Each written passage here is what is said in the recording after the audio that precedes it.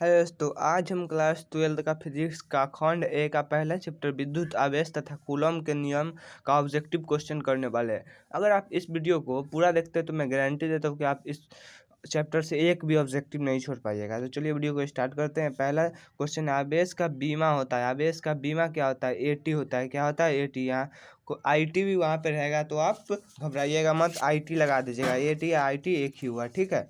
Eighty या फिर IT कुछ भी हो सकता है।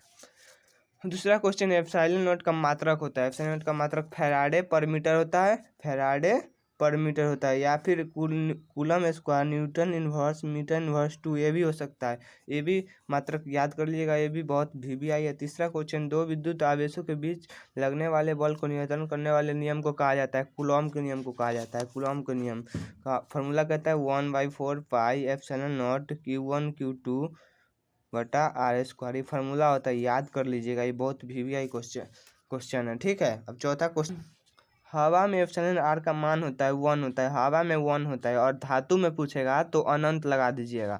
अगर पानी में पूछेगा तो 80 लगा दीजिएगा। आगे क्वेश्चन है वो भी देखते हैं। चलिए, संबंध Q बराबर एनी में निम्नलिखित में कौन संबंध एनी संभव नहीं है? ठीक है, तो 4.2, क्योंकि पॉइंट में ये पूर्ण गुणज होना चाहिए। जैसे 4, 8, 9, 10 इस टाइप का रहेगा तो वो होगा तो सही है, नहीं तो नहीं रहेगा तो ये गलत है। तो इसलिए 100 है, इसमें देखिए 8 है, 4 है, लेकिन 4.2 पॉइंट में, इसलिए ये नहीं होना चाहिए इनका मान, इसलिए सही है। किसी माध्यम के अपेक्षिक प्रवाह तो ई आर बराबर होता है एप्सिलॉन बटा एप्सिलॉन नॉट, ठीक है। अब एप्सिलॉन बराबर होता है ई नॉट गुने ई आर होता है। हमसे ई आर पूछा है तो ये गुना में आएगा तो भाग में चल जाएगा, ई बराबर, समझ गए।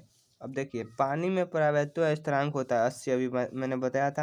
अब देखिए 1/4 पाई एप्सिलॉन नॉट का मान होता है 1/4 पाई एप्सिलॉन नॉट का मान 9 × 10⁻9 न्यूटन मीटर स्क्वायर प्रति कूलम स्क्वायर होता है। याद करिएगा, बहुत वीवीआई क्वेश्चन है। अब है 9वां क्वेश्चन, किसी दूरी पर स्थित दो आवेशों कण के बीच विद्युत बल F, यदि उनके बीच की दूरी आधी कर दिया तो उनका विद्युत बल होगा 4F। 4F इस सॉल्व कर लीजिएगा आप, दूरी को आधी कर दीजिएगा। जैसे यहाँ पे मैंने बताया आर स्क्वायर है ना, यहाँ पे आप आधी R/2 एक स्क्वायर कीजिएगा, ठीक है। अब है, जब किसी वस्तु का आवेश किया जाता है तो उसका द्रव्यमान बढ़ता है, घटता है, अचल रहता है या बढ़ गया तो बढ़ जाता है और घट भी जाता है, ठीक है। ये भी याद कर लीजिएगा। अब देखिए, ये है आवेश का पृष्ठ घनत्व होता है। आवेश का पृष्ठ घनत्व होता है Q/A। क्या होता है? Q/A।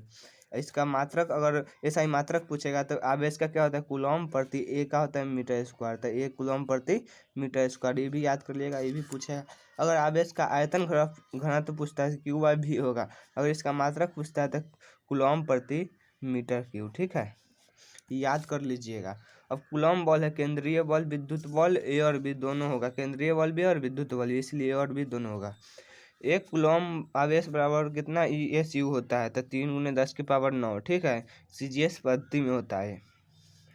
अब निर्वात पर परावर्तन का मान होता है 8.85 × 10⁻−12 फैराडे मीटर प्रति मीटर। ये वाला याद कर लिएगा। यहाँ पे फंसाने के आप लिए कुछ माइनस हटा भी सकता है और माइनस दे भी सकता है, इसलिए माइनस याद रखिएगा।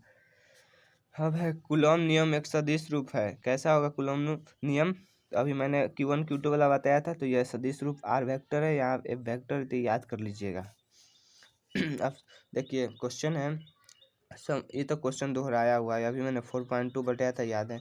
एप्सिलॉन नॉट की बीमा होती है तो ये हमेशा याद कर लीजिएगा M-1 L-34A², ठीक है। अब इसका एक ट्रिक भी है, वो भी याद कर लीजिएगा। अब याद कीजिएगा ATM आपने देखा होगा, ATML, तो A पर 2, 4, -1, -3, ठीक है। ये ऐसे, ये भी ट्रिक है, भी याद कर लीजिएगा।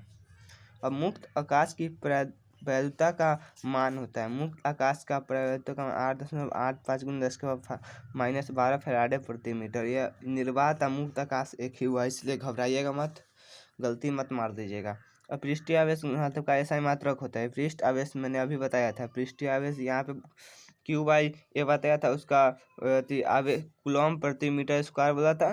कूलॉम गुने 1/2 मीटर स्क्वायर, यही हुआ, ठीक है। यहाँ पे मीटर है, मीटर स्क्वायर नहीं है। कूलॉम गुने मीटर स्क्वायर है, कूलॉम गुने 1/मीटर स्क्वायर, यही सही होगा। ध्यान से देख लीजिएगा। अब चलिए आगे क्वेश्चन है, एक तार ए धारा प्रवाहित हो रही है तो इसमें इलेक्ट्रॉन का आवेश 1.6 -19 कूलम हो तो तार के किसी काट प्रत्येकांक आवेश प्रवाहित इलेक्ट्रॉनों की संख्या होगी 6.25 होता है। ये सॉल्व करके बनाना होता है, इसलिए इलेक्ट्रॉन पर आवेश होता है -1.6 × 10⁻⁻⁹ कूलम होता है। ठीक है, अगर प्रोटॉन पे पूछेगा तो यहाँ पे प्लस कर दीजिएगा, अगर न्यूट्रॉन पे तो न्यूट्रॉन पे कोई आवेश नहीं होता है, आपने अब जानते होंगे आप। अब अपेक्षिक परावर्तित्व का मात्रक होता है न्यूटन मीटर स्क्वायर प्रति कूलम स्क्वायर, ये हो गया। अब किसी विद्युत रोधी माध्यम में परावर्तित्व का मान 6 होता है।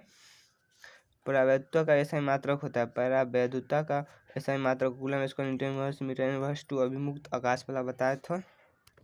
अब आपके लिए एक क्वेश्चन है, प्रतिरोध का ऐसा ही मात्रक आपको कमेंट में बताना है। ठीक है, अब आगे देखते हैं। आवेश एक क्या है, अदिश राशि। सदिश राशि क्या है, अदिश राशि है, याद कर लीजिएगा।